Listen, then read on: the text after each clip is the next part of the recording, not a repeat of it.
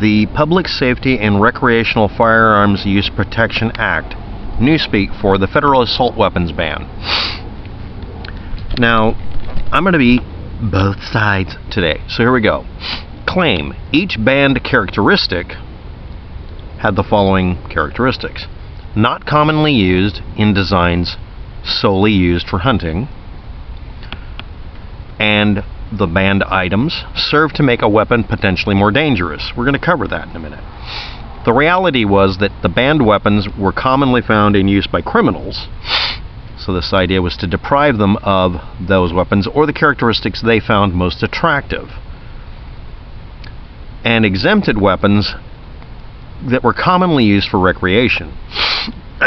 But what sort of criminals, and were these criminals that were actually involved in shooting deaths in the United States? Trying to get a straight answer out of any search engine, what is the actual shooting death rate in the United States versus being hit by a car, suicide, or other? That'll be covered. Exemptions were given for old, grandfathered in, legitimate sporting use weapons with the following main characteristics. You'll notice a pattern. Anything bolt action, pump action, lever action, or slide action gun that fired one shot at a time, obviously, and in most cases had a fixed magazine, either a tube magazine that was limited by the length of the weapon to at or less than the length of the entire length of the weapon or the barrel, and rimfire ammunition, because it was decided by a lot of people that rimfire should be or could be considered really the only legitimate kind of bullet in existence, because rimfire by its nature, and yes, they had to put a provision afterwards because they didn't want people making 12-gauge shotgun shells that were rimfire gigantic 22 bullets, which would be 78 caliber rimfired ammunition. Oh my god. And yes, that does exist. It's black powder based. They did not want anybody doing anything that would get outside of these bans. But anyway, the rimfire ammunition exemption existed along with the others because legitimate sporting use. In that case, target shooting, gallery guns, all the way up to 410 shotguns and that sort of thing. The 50 caliber limit is based on the idea that 50 caliber and higher, in order to make a bullet that isn't just a round ball, 2-to-1 ratio, or let's say 1.5-to-1 ratio, making it more than half an inch long and 1/2 inch in diameter, rotating it as a rifled bullet or a slug coming out of a shotgun, anything 50 caliber or above had too much destructive force on impact. There was a certain maximum foot-pound rating, and they decided to not arbitrarily set it, but pretty close to arbitrarily set it at something rather unusual. And this is going to surprise you. The federal assault weapons ban did not ban 50 caliber BMG Browning machine gun bullets that were designed as an anti-material weapon for blowing apart engine blocks.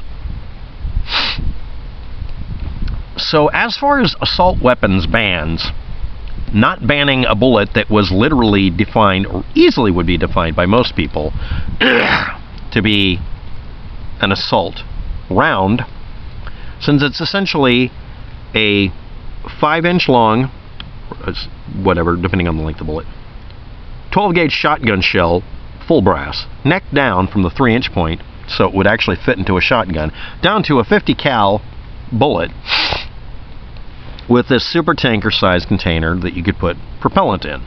And you could make it do various burn rates to where you could use really long barrels to really speed up a bullet. Let's continue. These exemptions for the old grandfathered weapons included anything that was considered not really useful to criminals. The ban was on the following objects and items: fully automatic military firearms modified to semi-auto to be able to sell them to the civilian market, because they could technically be either easily converted back or potentially be mistaken for it, but they didn't say that. It also banned them making civilianized looking weapons superficially. And it wasn't a superficial ban. It was actually a ban on functionality. But it said anything that used to be a fully military weapon, an actual assault rifle, not assault weapon, assault rifle, converted over to this other thing was excluded for semi-automatic weapons, which means a bolt-action 50 caliber BMG that you could take out a tank with if you got lucky wasn't banned because it wasn't semi-auto, even though it's a fully military rifle, because you literally took apart a machine gun and made a gun out of it. Anything with folding or telescoping stock was excluded because the idea that you could make a fully legal gun and then have a permanently attached stock that could fold. Never mind that was actually used for shipping or transporting them. And a couple of them were given obvious sport. You could request an exemption for a specific weapon.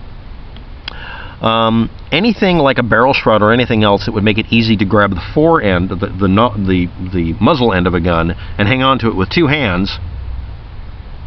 But that's how most sporting rifles work. It had as a buttstock and you have a foregrip, but they didn't want to have a barrel shroud because that would allow you to hang on to it and fire it the same way you had been, even if it was overheating the barrel, because of the idea of a machine gun. Detachable magazines outside of a pistol grip on any kind of pistol, or 10-round magazines or more, and or exposed on non-pistols for some reason. Threaded barrel or a mount you could technically attach any of the following: extra hand grips, a barrel extender. That actually makes a bit sense, but it's an extender. The idea is that you couldn't make a takedown gun that was smaller so you could transport and hide it. This is all about not letting you have a concealed weapon, but pistols weren't excluded. And technically you can have a 50 BMG pistol because you fucking can, and they exist. And also, they didn't make it illegal to convert it to a pistol, so you could literally do that. The barrel limit on a pistol was non-real. I mean, literally, it could be just if you could hold it in one hand and fire it. There we go. Flash hider. That makes it to where you don't get a flash. The provision was changed later so that if the flash would blind you while firing it, you could keep it from blinding you, but it would blind everybody else in front of you. You had to make sure the flash wasn't hidden.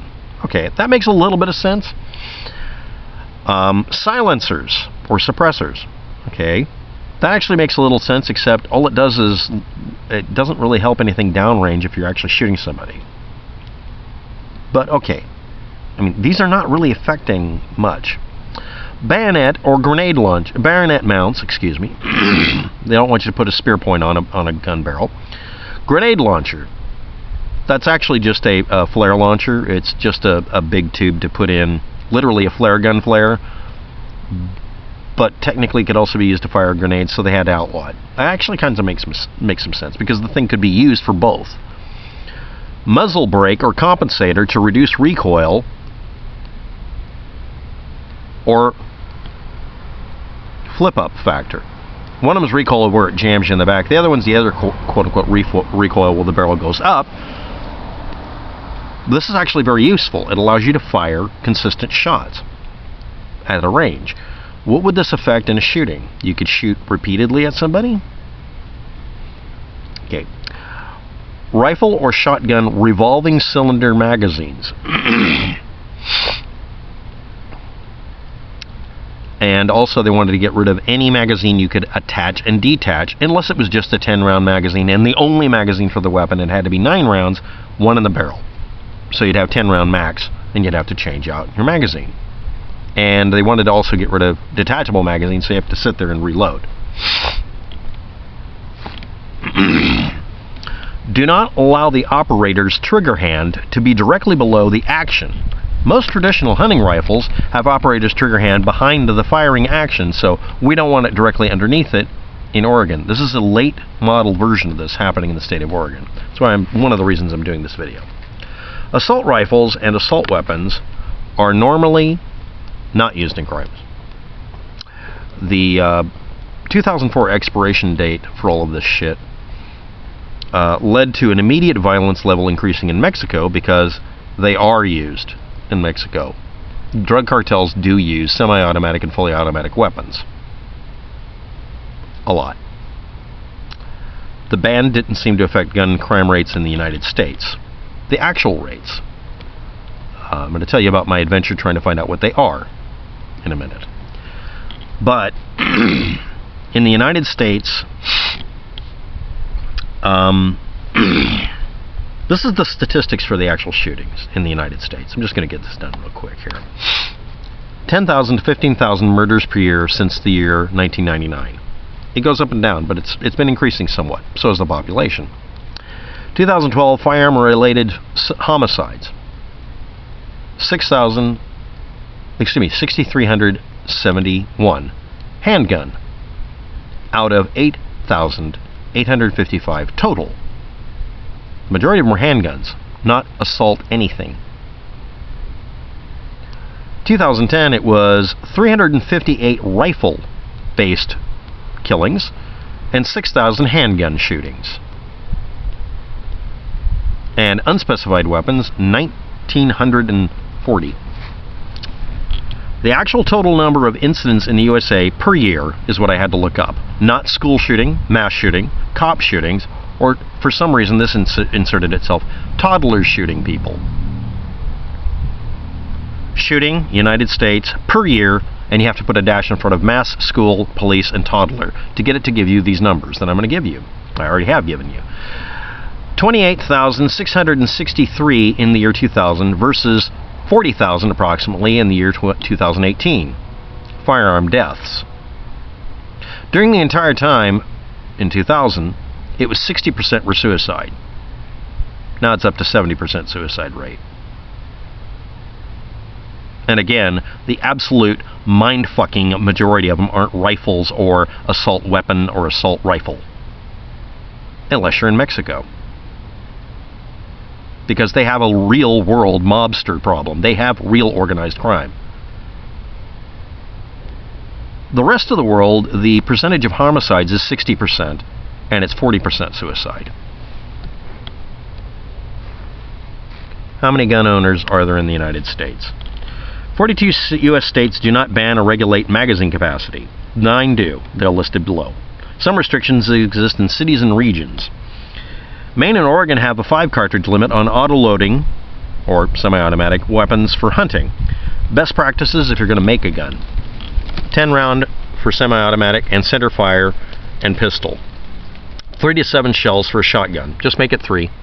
And then externally have the ability to add in a magazine to extend the capacity. Make it dynamic. The gun as sold, if you can put a magazine in it, will take a standard magazine. Otherwise, it has to have something else. Since they also allow for tube magazines on rifles and shotguns that are just the same length as the barrel, just use that. Assault rifles and assault weapons are rarely used in crimes.